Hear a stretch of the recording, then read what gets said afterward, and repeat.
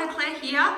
I am back with another tour from our own house renovation, and these are all things that you guys have been asking me for ages and I've never got around to doing a little tour of the spaces. So you know that last week we have done a tour of the laundry here, and behind the door that we had here, which is now open, you can see that we've got our downstairs bathroom. So today I'm just going to show you inside the bathroom, tell you a little bit about what's in there and the products I've used and things like that, and just in case that is of use. And I always love to see the behind the scenes of people's houses, so hopefully you'll find this helpful.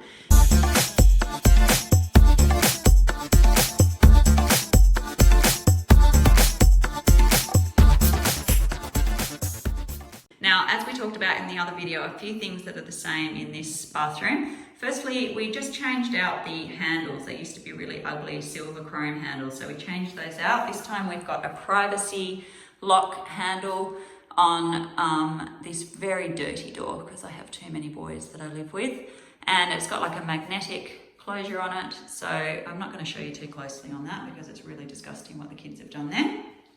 And so they're from the lock and handle. We then have the same tiles that we used in the laundry. So on the floor, I've got these really nice concrete look tiles from Di Lorenzo. And on this feature wall here is the Kit Kat tile that we used as the splashback on the laundry. So tying in the two spaces together.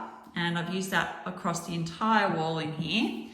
And that's the Kit Kat tile from Di Lorenzo, and that's got just white grout, and the tile itself has that sort of grey edge to it, so that looks really nice. Now, one thing when you're putting in a tile like this, which we did this whole thing on a budget, this wall does look a smidgen wavy because the tile is very, the pattern's very sort of in your face, and if there's any imperfection in your wall, it's really, really noticeable. So that if you are thinking about using a tile like this, make sure you also ensure that the builder does a good job of making sure your walls are super, super square and plumb so that you don't have any sort of waviness. You can sort of see if you look at the floor. So that line of silicone on the floor, you can sort of see is a smidgen wavy. So it's fine, and it looks, I think it looks pretty nice, but just something to keep in mind if you're going to use a tiny mosaic sort of tile like that. On the windows, these windows are all just the same. These are like 1960s windows from the original house, but we just have changed out the window locks to this black hardware, so it just modernizes it a little bit, doesn't cost very much at all, and that's just a little tiny thing that we did there.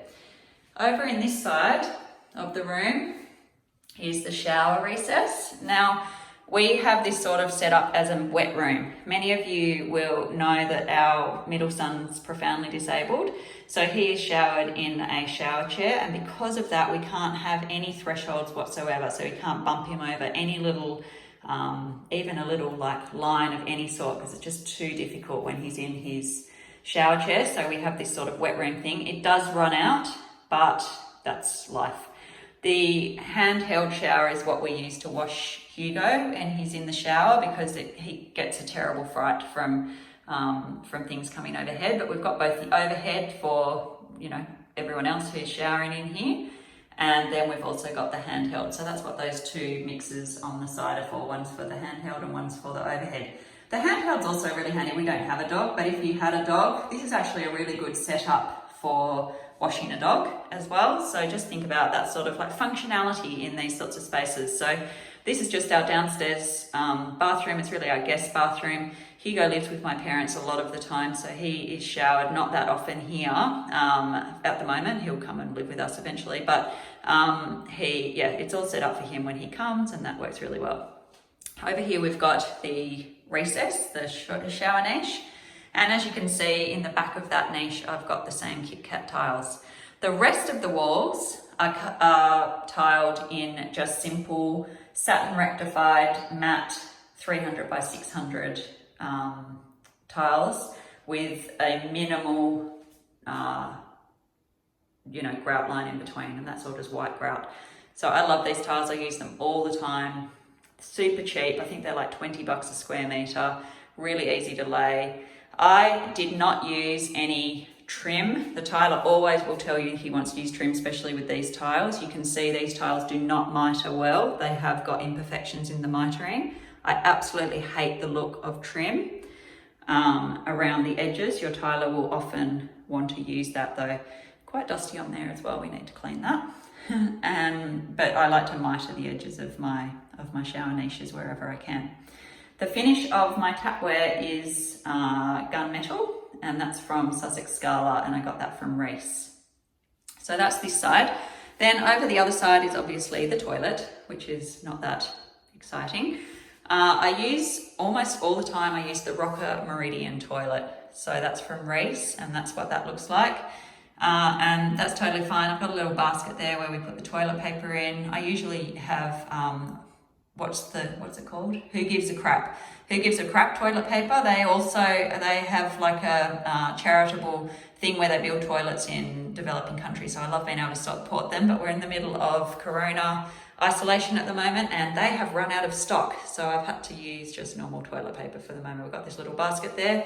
Fun fact about Life with Boys, they do not put their toilet rolls in the bin. They just stick it back in the toilet roll basket. That's maybe a fun fact with all children, I don't know, that's pretty annoying. So that's that. Again, we've got the little towel rail here for Hugo's towel when he's here, otherwise we just have the little hand towel. The hand towel is hooked on this really cute hook, which needs a bit of an airing out actually, and I use those over here as well on the back of my door.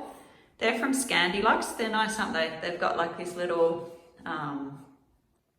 they come in on like a little angle like that, so they're a little bit different. And this is somewhere if we ever had guests staying or whatever, then they can hang their clothes up on that, especially given that the floor does get very wet. So it's somewhere where they can hang their stuff if they want to, after they've used the pool or whatever it might be. This is back in the laundry that we looked at previously. And then this hand towel is just from Adairs, but I like the mustard colour at the moment, so that's that. And then we've got the sink area here. Now, because we have to wheel Hugo in and out, I needed to make sure I had as much space as I possibly could in this area here to make sure his shower chair could fit through. This is also just our downstairs bathroom. It's a guest bathroom, so it only needed a tiny little sink. So I got this one from Reese. I think it's called Ovivo. I'll link to it, but it's in their range. Again, we've got the gunmetal tapware. And don't forget when you've got an exposed what do you call those? I've forgotten the words now, but you know what I mean. The bottle trap, the exposed bottle trap, that you also want to get that in the same finish. You don't want a shiny chrome bottle trap down here and then have your tapware up there. So make sure it all matches. These are the little details that you want to think through.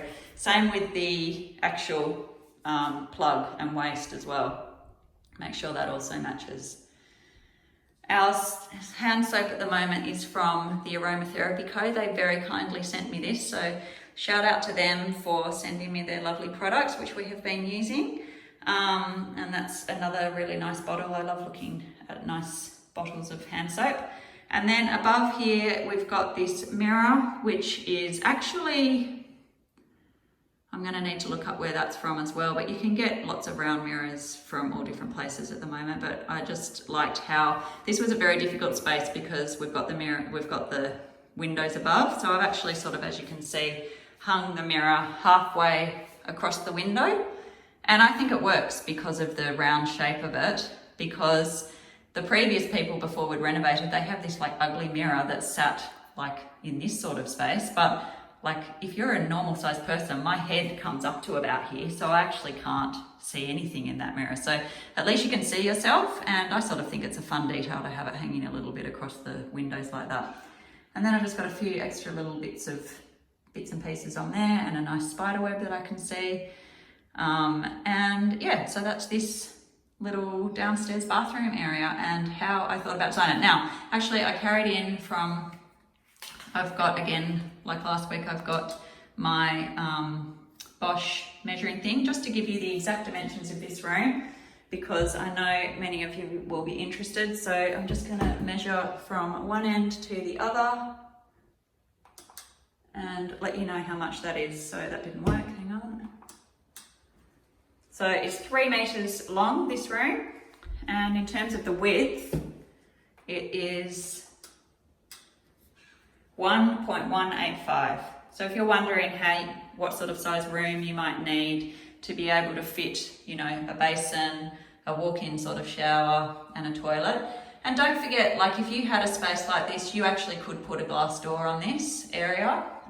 It did have a glass door before we renovated it, and that stops the water running out completely. But as I said, because we need to be able to wheel Hugo in and out, we've left any sort of, this is more a wet room type of a thing. So I hope you found this tour interesting and helpful. And let me know if there's any other tours or advice or information that you'd like from me, and I'm more than happy to make some more videos for you. See you later.